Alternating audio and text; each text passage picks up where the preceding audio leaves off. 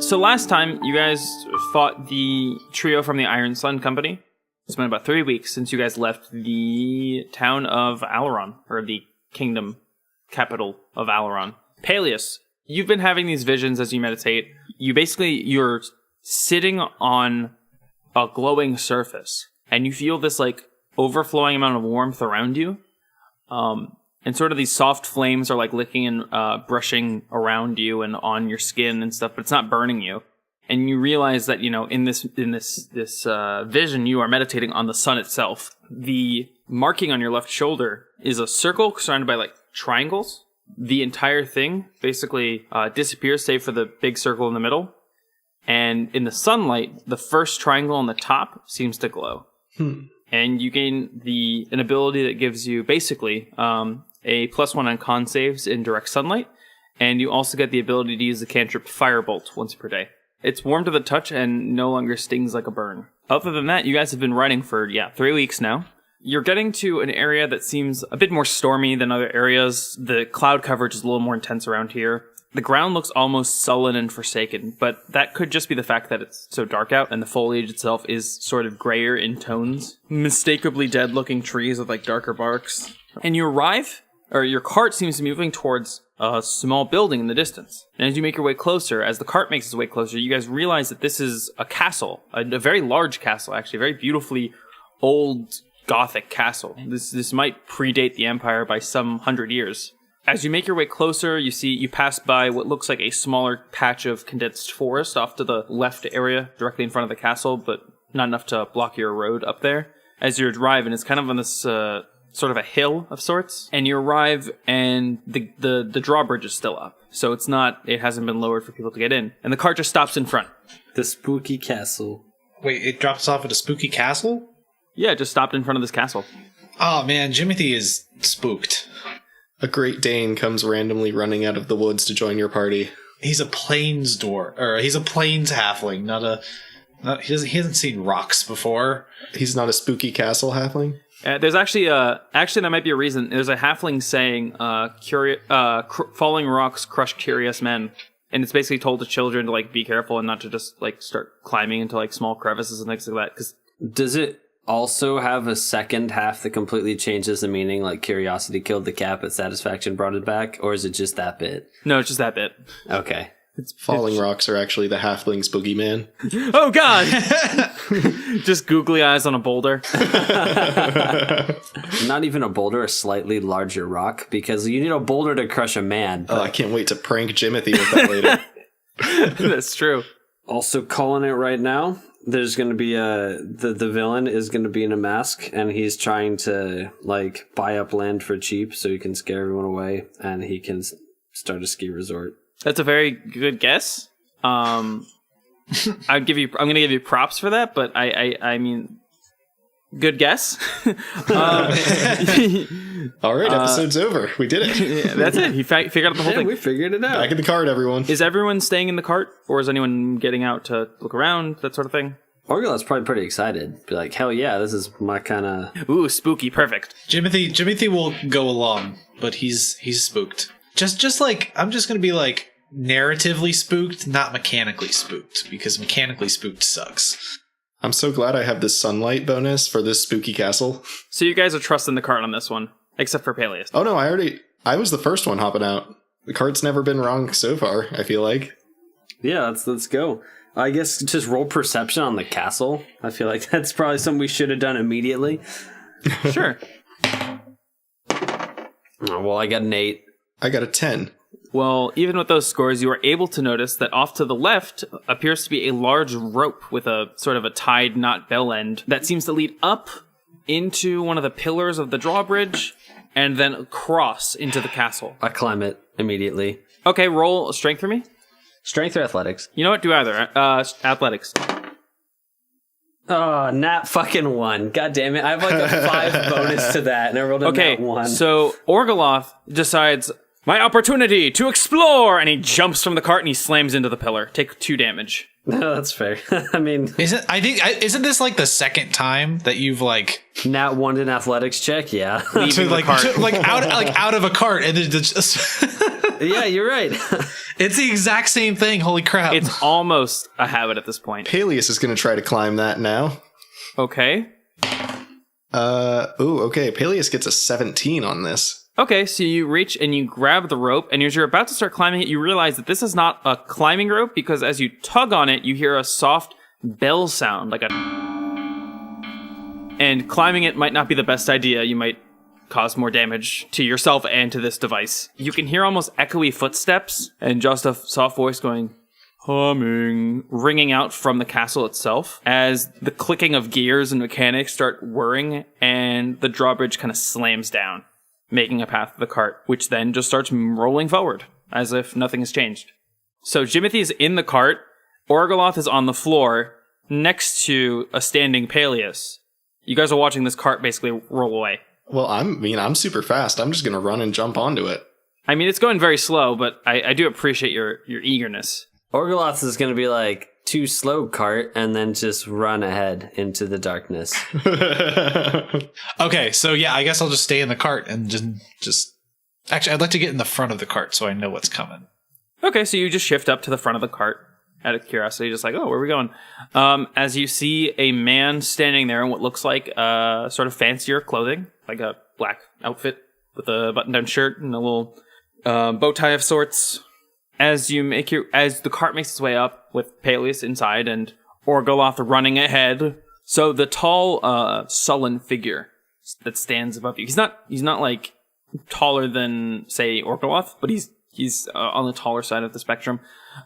Stands there with his gloved hands kind of held behind his back. With a sigh, he says, "Welcome to the castle. We've been expecting you." You've been expecting us. Why have you been expecting us? I'll take a corpse reviver. I'm sorry. It's probably that's just a cocktail. That's a cocktail Orgoloth would like, and that's what he asked for. Yes, well, beverages will be served in the lounge. My name is Sherbert. The master makes me call myself that. Own it. Lord Ambrosia welcomes you to his home. Oh, so he makes you call yourself Sherbert, but his name is Lord Ambrosia. That's his given name, yes. What's your given name? I'm not allowed to say. Ah. Listen, if you got paid as well as I do, you wouldn't care either. You know? All right. Yeah. May I assist you from getting from your cart or with some of your luggage? Or your small child, it seems? I do believe the invitation said no babies allowed, but he is a pretty cool-looking baby. Yeah, isn't he? I suppose it's all right this one time. Jimothy just has not even, Jimothy's just given up. Just fuming. No, he's just given up trying to correct people. He's just resigned himself to this fate. Here, baby, would you like a caramel? And he pulls out from his shirt or his coat a caramel candy, and he hands it to Jimothy. And Jimothy is now okay with being mistaken for a baby. Oh, thank you, sir. Well spoken, baby. Would you like assistance getting off your cart? And he holds out a hand to you, a long, dangly arm that almost looks sickly. No, sir. No, thank you. I can get off the cart myself, and then he'll hop off to show his comprehensive ability. Paelius is going to say, nah, I got this, and then do some kind of sick flip over him off of the cart. Okay, roll please. for flip. Please roll a 2. All right, rolling for flip. It's not going to be an easy roll. This is a sick flip, you said. I have a +5 in flipping, okay? But it's over a person. I had a +5 in acrobatics and still rolled that. Or in athletics and still rolled that one. 17 + 5, 22. That's a good roll. You do a flip over this man, whose expression does not change, as he looks back at you and he just does this. Just one clap. Very one good, clap. Sir. You know what? Thank you, Sherbert. That's more recognition than I get from these two. It's sort of a tired clap. It's not sarcastic. It's almost like you're pretty sure he's obligated to clap, but you're not sure why. As he starts to lead you inside, and your cart starts to kind of roll off on its own, as it is wont to do. As you're inside this sort of large castle with these vaulted ceilings, the entranceway is this huge, like you were in Alaron. This place is huge. Even thinking about that, this place could possibly be just as large as the castle there. But it's way older, and it has way more elaborate little finishings, more French design, if you guys are wondering. Okay. It's Art Nouveau or French Gothic? French Gothic. Okay. Definitely. So lots of like unnecessary embellishments and spires and things of that like. Took several hundred years to build for no stupid reason. As he makes his way in towards the right, in this sort of large chamber, and you guys are kind of following him from behind, and it leads into this large sort of half ballroom of sorts that has been draped out with these red carpets and couches, and there's a fireplace and these tall windows with curtains that kind of show the outsides against the sort of drizzle. Yeah, Orgoloth's gonna look around at this room and just be like, he feels like home.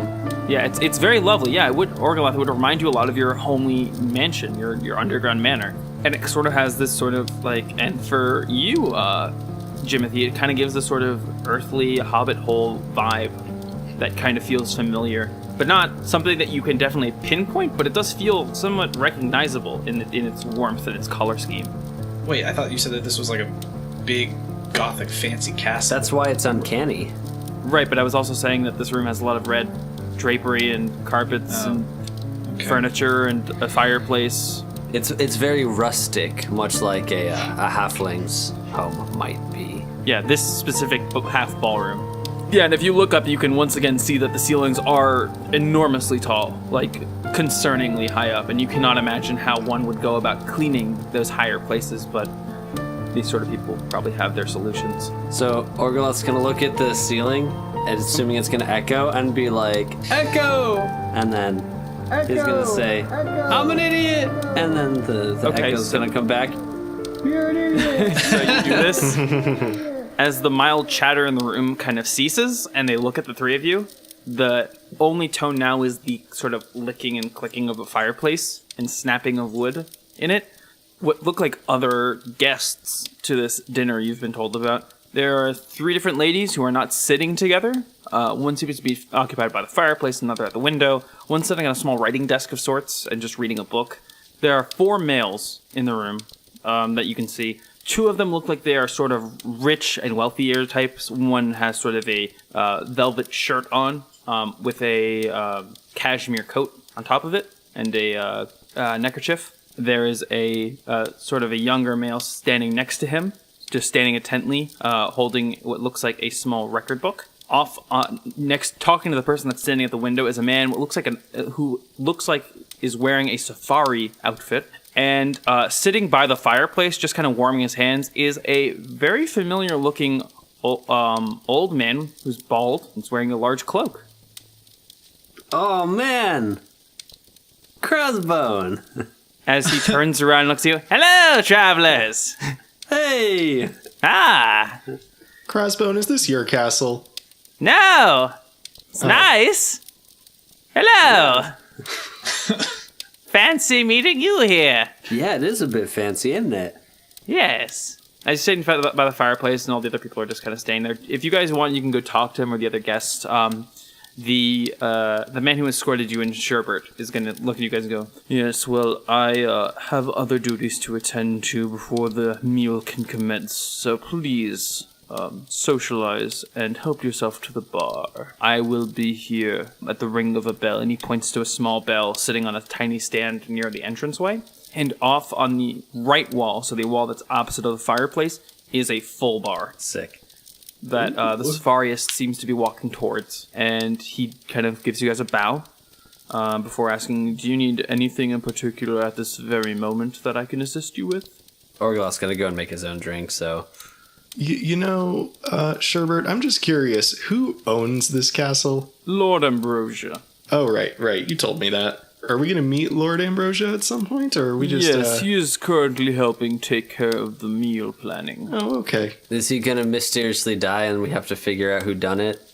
No, that would be silly. It'd be pretty fun, though. Anyway, I have to go disappear into the kitchen for a while. Please don't hurt yourselves. He bows and walks off. Paelius rings the bell. And within a few seconds, back walks in Sherbert. Yes. I just wanted to make sure it worked. Very good. And he kind of gives you a little clap, and he walks away. I like Sherbert. You're the worst guest. Orgoloth's gonna walk over to the bar and then make himself a drink, and then offer to make another one for Colonel Mustard, or the safari dude, who I'm gonna call Colonel Mustard until he gives us his name. The man seems to be inspecting the bottles, and he turns and he goes, "Well, hello there. Aren't you the strange fellow? Yeah, I guess I am. Got a bit of an interesting melanin complexion. It's quite fascinating. Where are you from, could I ask?" Well, the thing is, it's not actually melanin, or I'd probably do a little bit better in the sun. Let's be honest. Oh, the lacking of? Yeah, I guess it is. Fascinating. May I write about you in one of my journals? Yeah, sure, why not? Excellent, most excellent. Hey, at least he asked for consent. Yeah, that's true. I mean, Orgoloth's probably vain enough to talk about himself a lot. I'm sure he'd be okay with this. And the man holds out a hand with sort of ginger hair on the back of it. This man has full red hair, a full mustache and goatee combination that kind of blends together to kind of like mask most of his face. Most of the lower half of his face. But that sort of hearty laugh and smile seem to kind of protrude through it regardless. Dr. Arthur Clark Gables IV, thanatologist and safari enthusiast. Pleasure to make your acquaintance, sir. It's nice to meet you, too, Dr. Oh, Gables. please, the pleasure is all mine.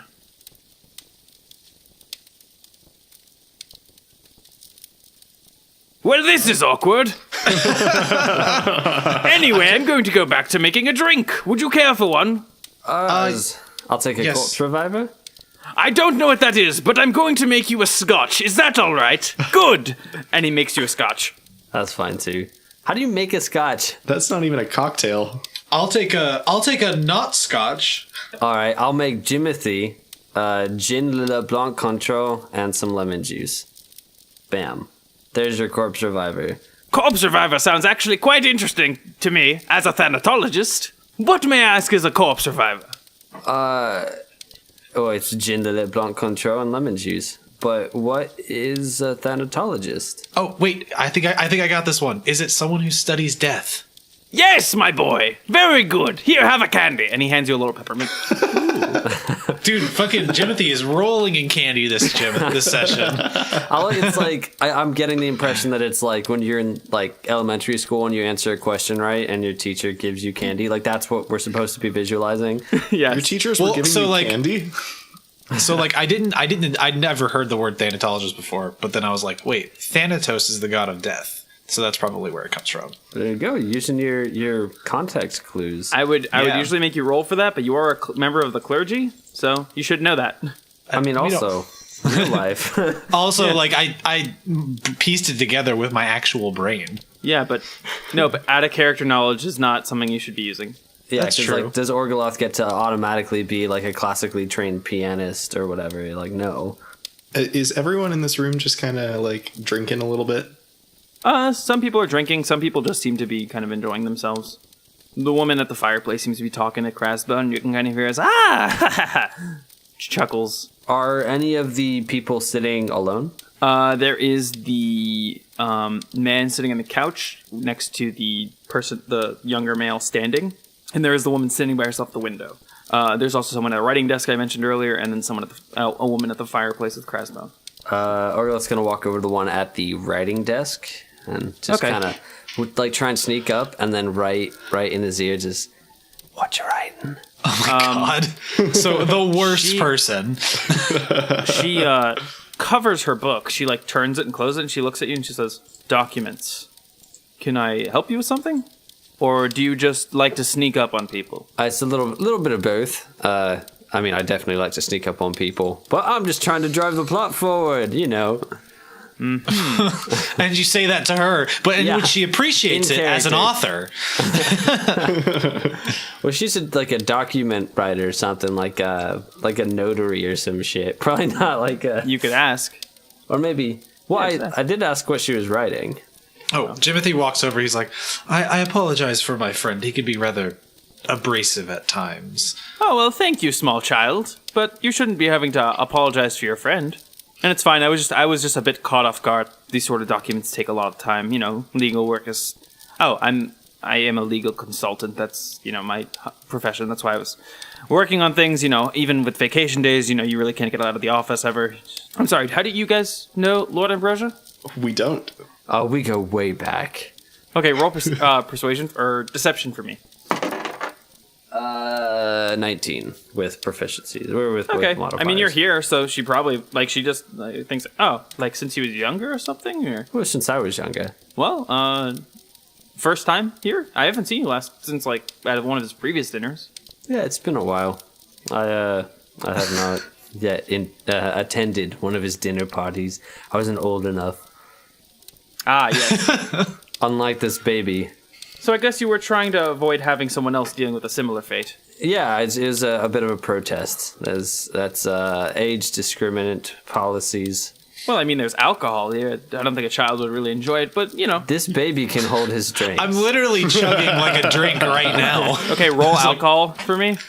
Roll alcohol. Okay. Yeah. We've had this 19. before. I rolled Okay, a you're fine. 19. You're Well, fine. see, his baby can handle his liquor. Why are you feeding a baby liquor? Madam, I am 25 years old. In I'm a what halfling. species? I'm a halfling. Oh, you're not a baby? You're just a racist. Wait. Wait. I'm sorry. You're 25 as a halfling? Yes? Then you are a baby. Never mind. I don't feel bad at all. I was gonna say, halflings, don't they reach adulthood at I think 35 Jimothy or meant something? I think Jimothy means 125 or something along the lines where he's accommodating for human ages, but she took it as straight 25 calendar years, and so it's just a complete misconception. I mean, I did write his age down as 25. I honestly don't know what the... Halflings would be a lot older. So I'm looking at the Actually, D&D I roll don't know if 20. that's It's a halfling reaches adulthood at the age of 20 and generally lives into the middle of his or her second century. So they They live. live to be 150. Yeah, but I'm past adulthood for a Yeah. halfling. Oh, I imagine halflings get to adulthood at 50. My bad. I mean, that would No. kind of you're thinking of it in a That's in a Tolkien thing. Tolkien hobbits definitely they kind of when do they talk about that? I guess they do. In The Hobbit, they talk yeah. about Well, stuff they like talk about it in the also first in the beginning half of the Fellowship. Yeah, which is completely fucking pointless. The entire first half of that book, it's just talking about how Frodo's becoming old and shit. and he a slog. chills in the fucking Shire for 17 years between Bilbo disappearing and anything happening. Literally 17 years. Right, because for him it's like a blink. Yeah. Well, that was the thing. It's not a blink. He just doesn't get old because of the ring. It's No, I'm saying for him it's not that much time really. I guess if for you or I, it'd be 3 or 4 years. Comparatively, it's if you live to 150, 17 years is not that big of a deal. so it'd be 8 years comparatively. So we've established that's going to need some tricky editing, but I'm up to the task. So I guess Orgoloth, without even saying anything, Go is back gonna- to wait. No, we can just rewind. Sorry. I'll be right How back. old? all right. Wait. Oh, you're not a baby. You're a halfling. Wait, how old are you? I'm 25. Oh, you just look a bit young. Huh. It's the height and the hair. It's the chubby- I was gonna say more the face. You've got very pudgy cheeks, but in a nice way. Here, have a candy, and she hands you a little lozenge. Excellent. So the theme of these next few episodes is Jimothy gets a candy for all of his good deeds of conversational delight. So let's walk over to maybe the two dudes where one was on the couch or whatever, and just go talk to them. So you just kind of nonchalantly just step away from this woman. Yep, and she RPG style. Don't even Goes- acknowledge goes- it. Just turn around 90 goes degrees. back to her writing, just kind of okay, I guess. As you hear this sort of thinner voice, this sort of oh yes, well, can you write down for me 12 orders of silken leggings to Madame Prisvarian. All right, and make sure that on the packaging there are no yellow marks. She hates the color, abhors it completely. Oh, hello there. Hello. Hello. Are you friends of the? I'm actually Madame Prisvarian. I came to You're gonna- check on how roll- my roll- symptoms are going. Roll deception for me. 22. Ah, yes, Madame Prisvarian. I must have been so blinded by your beauty that I was once again unaware to recognize you. I also blame these old peepers It of mine. happens all the time. Jimothy kicks him in the shin. You take 1 damage. Right. 63. Show her the order. And the boy kind of comes up to you and shows you the document that he just wrote down. And it's like in this very neat cursive. Just like kind of like an order slip for some clothing. Oh, well done, boy. You'll make a good notary yet? He's not a notary, but yes, well, we do have many uses for 63. He is quite the good person. Will you be? Did you come early to pay for the shipment now? Should I be expecting a payment here? Oh, I thought I paid already. No, we have not received the payment of 30 platinum. We could do it now, though, if you'd like.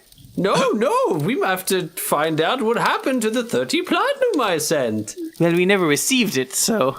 Well, we can table that for now, then. Well, all right, I guess we'll have to go ahead and cancel the order, then, because we'll not be sending it out until we receive it.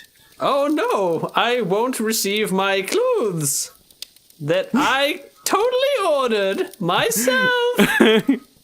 May I ask who your friends are? This is my baby, and this is a man that just started following us. He's not a father. Jimothy's just like, pleasure to meet you. I'm going to go get another drink. Pleasure to meet you too, small friend. Yes. And so Jimothy goes back to the bar because he's just not going to deal with having another person think he's a baby. He's stopped giving up. He's found his fighting spirit once more. I'm going to add on to this lie about Jimothy being the baby. And I'm going to turn to this person we're talking to and be like, no, I'm the little baby's dad. She just doesn't want to admit it because I look like a bum or whatever. It's true. Maybe you should get a haircut. And I yell from across the room, he is a bum! I mean, in the most technical I have sense, no yes. money. Jimothy, you're not my dad. Well, this is quite the interesting... I did not know that you had an heir already. Oh, well, that's still up in the air, so to speak. Yep, I'm in his will!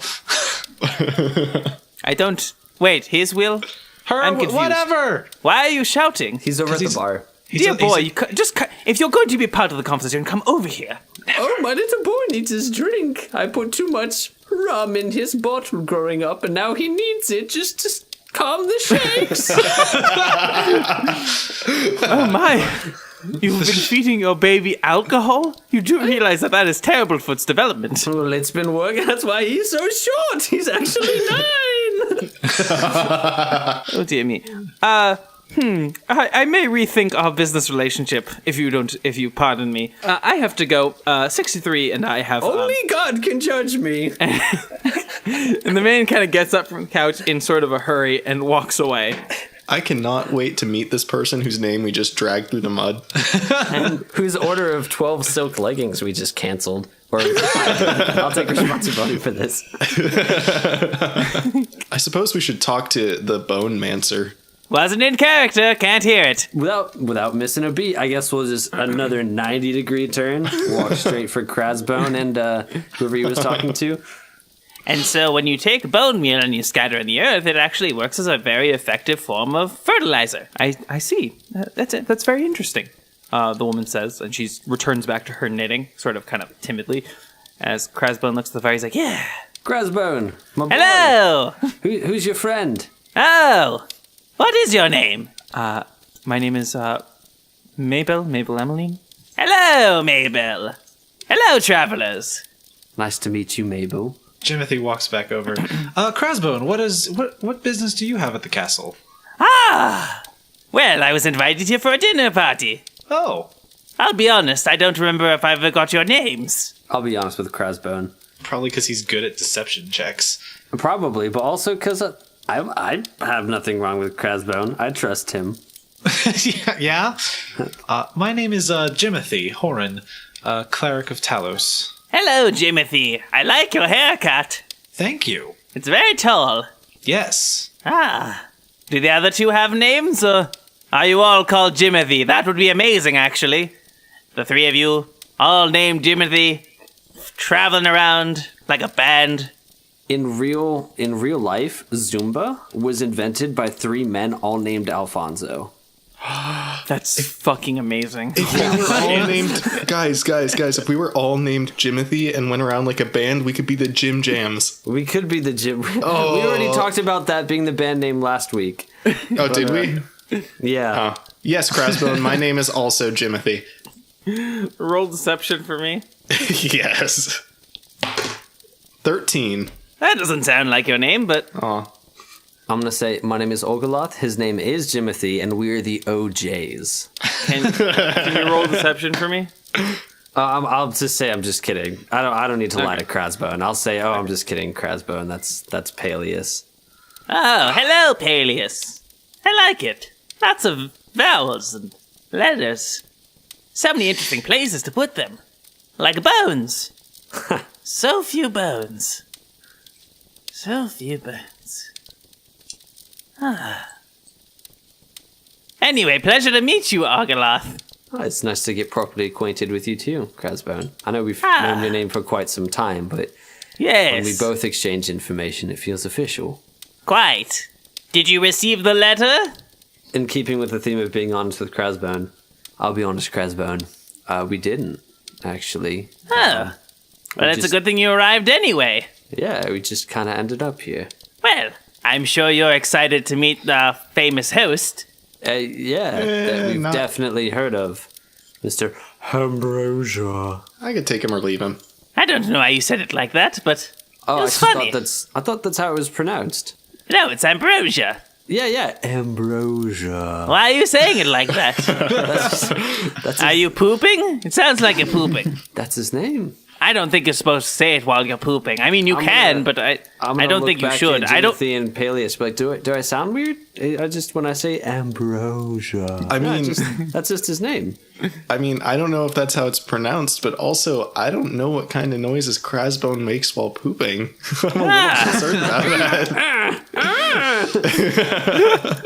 He's just I never on want to squatted experience over. Ambrosia. I don't poop, but okay. Hang on. Why? Anyway, I've got to go to the bar. I want to try out one of those corpse makers that I've heard so much about. Oh no, it's a corpse reviver. I'm the corpse maker, and I wink and point to my sword. I want to make a corpse maker then. And he kind of waddles his way over. That's Crasbone's drink is a corpse maker. Incredible. It's the exact same thing, except you, like, instead of rinsing the glass with absinthe, you put an entire bottle. Is anybody going to watch him? Yes, absolutely. Okay. I want to see what he comes up with. You watch him walk over to the bar, and he looks through all the drinks, and he kind of passed over the absinthe, and then some really strong stuff, and then firebrand, and that drink that basically almost killed you guys that one time, and then a bottle with a skull on it that almost looks like poison. And then he goes to a clear thing that says water, and he picks it up, and he pours it into a glass, and he drinks it slowly. That thing that almost killed us last time wasn't actually strong. We just did really bad on our con saves. Yeah, he just drinks a glass of water, essentially. That's a good choice. Water and rat poison. Let's not. He didn't add all these things. He just he didn't add anything and had the water. He moved his hand over these things. Poison. Plus, that's obviously people poison, not rat poison. God. Water has killed all the people who've ever drank it. That's true. Yes. Wait. Correlation and causation here. Jimothy doesn't know enough about water to dispute that. I mean, everybody who's ever drank water has also died. Yes. I feel like we've got a correlation causation thing going on here. Like, I've had plenty of water in my life, and and you think you're above death? I'm 203 years old. I feel like you'll I've got be a corpse soon. Crasbone's coming for you. You best watch yourself. Oh, yes, I am. Walking over there, back with my water. Are D&D elves immortal? No, they live to be like 700. Yeah. Crasbone walks towards you guys and kind of makes his way and stops as he reaches the couch area and takes a seat. There is one more person that you haven't spoken to, and she's standing at the window. Oh yeah, I guess let's walk over to her. Jimothy is going to just sit this one out. He'll be at the bar. Does she look like forlorn? Paelius is going to join him at the bar because Paelius detests rich people. I want nothing to do with any of these people. He detests them less when he's drunk. Exactly. Wait, is there sunlight in the room? Oh, man, that means I'm going to get drunk easier. Oh, and it means I'm not going to have disadvantage on, like, everything. The storm outside has started to pick up a little bit more. That means I have more advantages. Oh, sick. That's not true at all. Oh. Well, anyways, I guess Orgoloth will just walk over then to this woman. I'm not going to try and spook her like the one clerk or whatever. Mm-hmm. Just be like, oh, hello, ma'am. And this woman who's wearing sort of an ornate hat turns around in her face and she says, "Oh, hello. Can I help you with something? Or are you one of the guests?" Oh, I'm one of the guests. Was just making the rounds, introducing myself to everyone I haven't met yet. Well, pleasure to meet you then. My name is Penny Copper. She kind of holds her hand out to you. I will shake the hand, saying nothing. Penny Copper. Nice. What, do you want them to be all fantasy names, Stewart? You want to call me on this bluff? We'll go there. No. I'll do it. I'm acknowledging They'll the clue. all be 14 symbols. I'm acknowledging the clue reference. And I'm saying that it's neat. Good job. Fuck you. Character named Penny Copper. As out of character, I'm throwing candy at you. Just if there's ever an image of this comic or whatever this thing is, as like an image comic or an animation or something, just right now, whoever's making this, draw me throwing candy at Stewart. Just chucking at it. But they probably don't even know what we look like. I'll send them your headshots. Make me a dog. I'm a dog. Draw a dog throwing candy at a white guy. Anyway. Anyway. It's nice to meet you, Miss Penny Copper. Pleasure's all mine, I assume. She looks out and at the window again, she's like, "The rain's a funny thing, isn't it?" Friends never told me a good joke.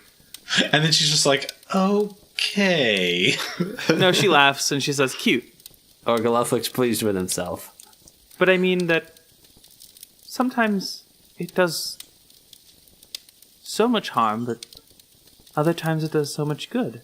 I know what that's like. Orgoloth, what do you know about doing good? Shh. Anyway, I'm going to go to the bar to get myself a drink before the meal begins, I always find that, getting myself a little bit loose before these sort of things always makes it feel a little bit less stuffy. And she kind of bows to you and kind of walks away, or nods her head, walks away.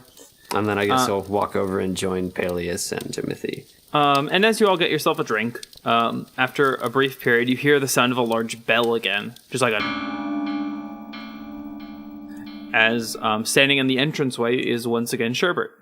Says, "The master and the dinner are ready for you now.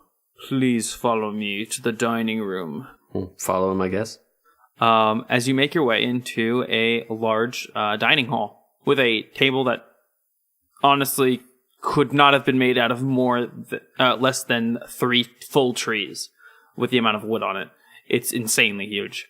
And on it is what looks like interesting ornate tablecloths and plates and setups that would, you would expect from a man or a person of this wealth level. There's no one sitting at the head of the table currently, and there are seats all alongside it, sort of a long rectangular shape. And there are seemingly no assigned seats other than what we would assume would be the head, so anyone can sit wherever they would like to.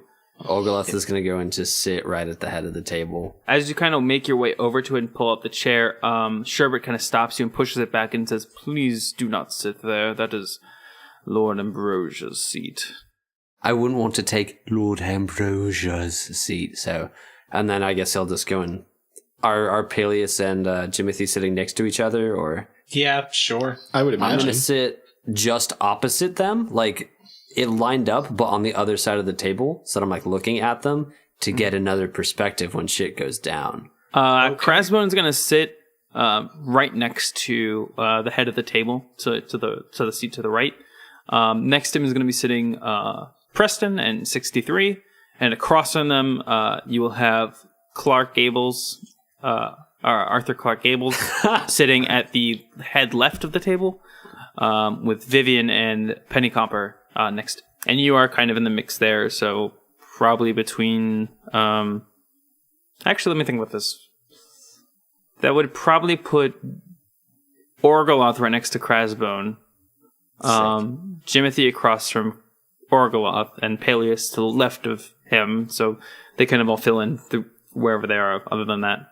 in case you were wondering. From the entranceway walks in a man who is sort of unassuming in stature, wearing what looks like very nice but not too ornate clothing, with slicked back black hair and a long sort of flat nose. And he says, "Oh, terribly sorry. I was preparing for tonight. Welcome to my home. I'm sure you know who I am. I'm Lord Ambrosia, and but please, feel free to call me Greg. I don't like these sort of formalities that everyone seems to kind of be copped up in. Well, it's nice to meet you, Greg. We will be having multiple courses. This is a full 4-course meal, and I am very happy for you to dine with me." And as he smiles, you can kind of see sort of larger canines than normal on a person like him. He sits down at the head of the table, no assistance needed, and his skin is porcelain, almost similar to the color of the tablecloths itself. And it really is kind of sort of a shift in color compared to his sort of more saturated outfit. With sort of a bell ring, servants come in, including Sherbert, who is standing there and announces the courses that are being served. "For the appetizer for this evening, we will be having tsanina." And he places it in front of you. Anyone want to roll, I guess, nature or history check for me? Sure. Ooh. 19. So 18. Okay. Tsanina is a soup made with duck blood and uses a clear poultry broth. Okay, and it's placed in front of you. Let me know if you guys eat. Orgoloth's gonna eat just right up. Okay, so he eats it and it tastes pretty good. You gain back 2 health. Nice. So I'm still at a slight deficit. Paelius, Jimothy? Yeah, Jimothy eats it. He's not one to be rude at the dinner table. And Paelius is, just to be clear. He just wants to eat the soup. That's very clear. Oh, and Paelius is going to pass. Paelius has got rum raisins and doesn't... Do you have any rum raisins left? I gave you 4 left, right? Yeah, I have 4 rum raisins left, yes. How are you keeping track of my rum raisins? I was just making sure. Yeah, no, I have 4 of them, and I'm going to eat one right now. Okay, roll for drunk for me. 11. You're fine for now. You kind of are more sensitive to the heat coming off the candelabras. I'm going to use my elemental attunement to make them slightly dimmer. Okay. Yeah, all of them. And then someone else says, "Ooh, moonlighting." Oh, moonlighting. I want to wink at Crasbone. I love it. And Crasbone kind of looks at you and blinks with both eyes. That same happy expression, and then goes back to his food. You mean blinks? Yeah. Yeah. Yes, that was the idea. And by go back to his food, I mean Crasbone just kind of looks at his food and goes, "Beautiful." Doesn't do anything, just appreciates it existing. No, he just looks at it. And everyone else is quietly eating except for Orgoloth, who's kind of loudly banging his spoons and stuff and kind of slurping up and just kind of having a good time. And Ambrosia seems to not really be like staring or looking at him, but some people are giving looks. Specifically Vivian Dunmore and Preston seems a little bit concerned. Sorry, what's he concerned by? Just like the way you're eating. I'm like, "Oh, you've never seen a lady enjoy her soup before." Oh, I didn't know you were a lady. I'm just gonna whisper to Crasbone, "No, I'm just fucking with this guy." Oh, a ruse. I love it. Shouts. A ruse, he shouts. A what? Nothing. Look at the soup.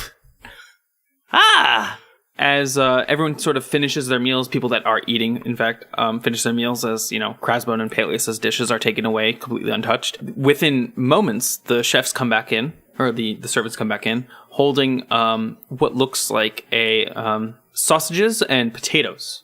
As they're placed down in front of you, Sherbert says, "For our first course of the evening, we'll be having blutwurst with a side sampling of sautéed potatoes in a hollandaise sauce. Please enjoy." Did you say bloodwurst? Blutwurst. Blutwurst. If you want to roll knowledge, history, or nature, I guess. Yeah. 17. Blutwurst means blood sausage. That is okay. I probably could have used just my brain for that. Blood. But now Jimothy knows that it means blood sausage. Yeah. And the audience knows now. Those who probably already knew. Who's eating? Jimothy will eat it. Orgoloth will now eat it like slowly, using the right forks and everything. Paelius eats only the potato. The sausage is like too processed for the Paelius diet, you know? That makes sense. So he eats only the potato.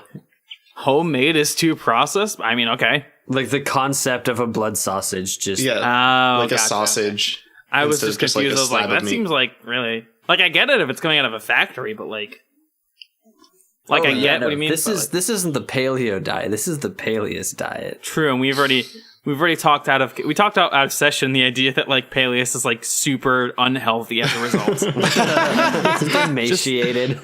No, the opposite. He's very, very overweight. Oh. We were messing around with Hero Forge, and I just turned up all the sliders on the Paelius menu. It was horrific. Yeah, and everyone else seems to eat. Ambrosia doesn't seem to touch his dish, surprisingly enough. He just kind of sits there, and as someone comes to offer him sort of like a pepper to like spice his food or something, he kind of waves a hand. And servants come around occasionally and, offer some salt or pepper or other spices for your dishes. Hey, Greg. I want to ask Greg, why he's not eating. Oh, well, I in my eagerness to prepare this dinner, I may have consumed a bit too much. Yeah, so everyone eats, and they take away the empty dishes, with Paelius's sausage still on the plate. Excuse me. Ambrosia's dish still completely untouched.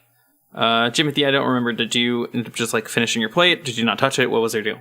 He ate it. He ate Okay, the he ate food. it. And Orgoloth, you gain back your one remaining hit point, your one missing hit point. Right. And the servants take away the sort of the dishes from the meal. And before they come back in, suddenly the lights kind of flicker a bit, and then they just kind of turn off. As you hear this like blood-curdling scream. Just, ah! Immediately, Paelius uses his elemental attunement to light the candles. Okay. And they light back on, and you see that the chairs, Dr. Clark's chair has been pushed back, and he's in it, and he's looking down at his body, horrified. Can you roll perception for me really quick? 13. Nat 20. Okay, so it's a little 15. hard to see, but Orgoloth sees it immediately. It looks like, and it's noticeable because of the shine in the candles.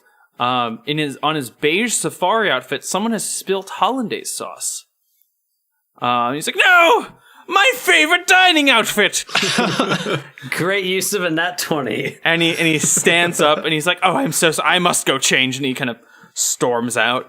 And he will not be making it back in time for the second course, which follows right behind him as Ambrosia goes, that was kind of weird. And Krasim's like, I liked it. It was very ambient.